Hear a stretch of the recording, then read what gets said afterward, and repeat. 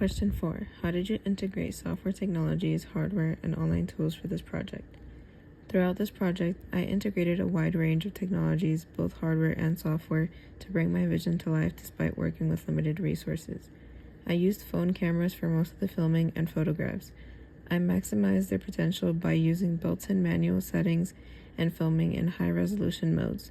For my setup, I used my phone and placed it on a tripod in the grass, taking many shots of both of my cats from various angles. I achieved good lighting by using ring lights when needed in shaded areas, but for the majority of my photos, I was able to use the bright sun as I chose to take my pictures at noon to have the maximum amount of sunlight I could.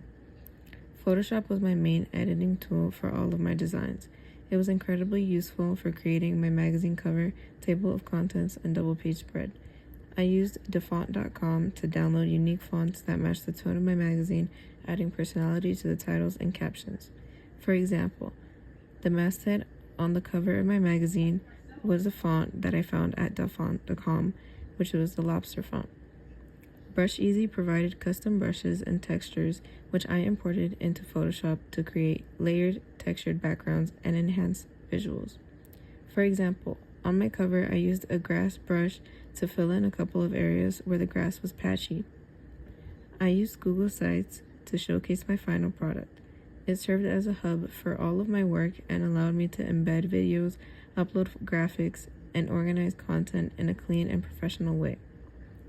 There were definitely challenges like slow internet speeds when working on cloud-based tools and limited access to high-end editing software. I overcame this by working around the problem instead of fighting against it.